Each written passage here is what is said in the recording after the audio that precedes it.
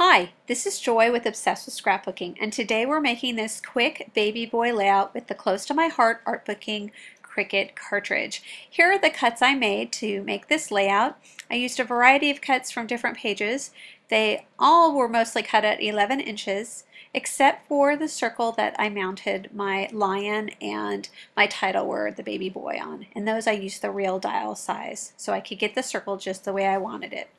So let's get started making our title block. I'm going to take this lion and piece him together. He's just the two layers, and you may notice I've got my tweezers set up, and actually clipped in the teeny tiny part of the tweezers is the nose for this guy. So when you pull him off the mat, you want to take note of his nose and eyes. I decided not to use the eyes that come with him. I'm going to pick out some wiggle eyes here in a minute, but see how small that nose is? So I was afraid I was going to lose it, so I hooked it onto my tweezer piece so I wouldn't. I'm using the Close to My Heart glue pen to stick that down.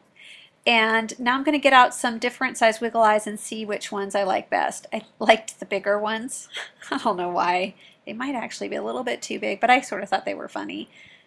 He looks a little startled. But I liked it better than the teeny tiny eyes that came with it. So there you go. Just trying to make sure the eyes all went in the same direction. I don't know why that bothers me. Now he's looking upwards. Anyway, I digress. I'm using the Scotch ATG to layer my two layers of my circle here that's going to hold my title block and my lion. So I just get that laid out just how I want it. I'm trying to get the baby mostly on the yellow of the lion so that it's easier to read it, or at least the BAB part. So just trying to take a look and see how to get that lined up. Now here's a reason why maybe I should have waited to put the wiggle eyes on, because now it's kind of hard to stick this down. Sometimes I forget to do those things, so you guys take a lesson. Get the stuff stuck down before you do the wiggle eyes. There's a tip. All right, moving on.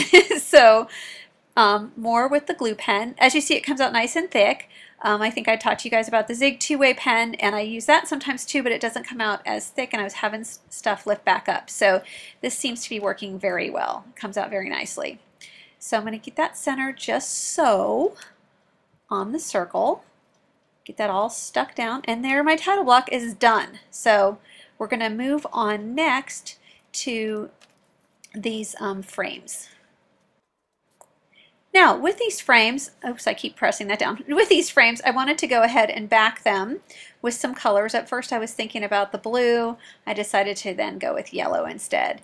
And all I did is kind of give a quick measurement to see how long that should be against my, I think I decided it's like 4 inches by 1 inch, and I went ahead and cut those yellow pieces to fit behind those stars so that they would pop out and be add a little interest.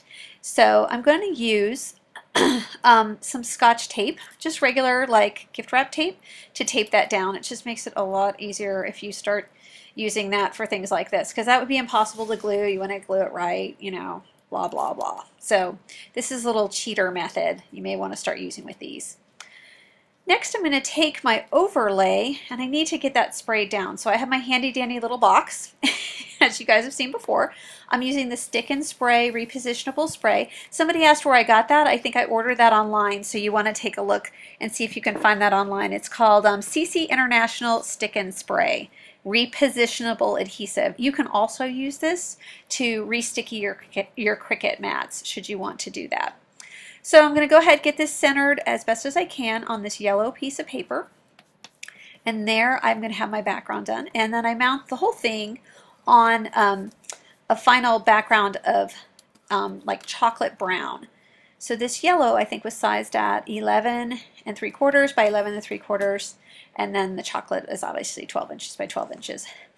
Now I went ahead and I wanted to add some border, a blue border, to kind of anchor down my different elements on the layout. So I've taped down the layout to the Versamat.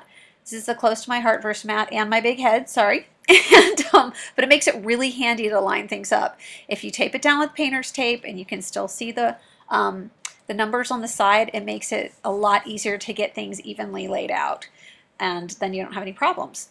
So I find it really hard with these layouts when they suddenly start having stuff that shoots out in the middle of it, to get it lined up properly. And this is kind of the way I've found that kind of works around that.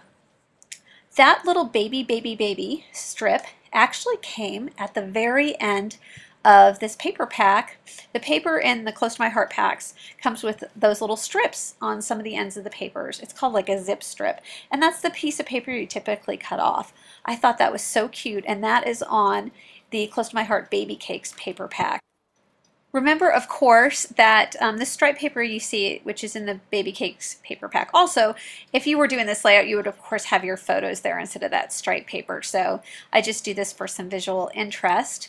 Again, this was made using the Close to My Heart Artbooking Cricut cartridge, which is brand new out. You'll be able to see a close-up of it and where to get it in just a minute. Thanks for watching. Have a great day.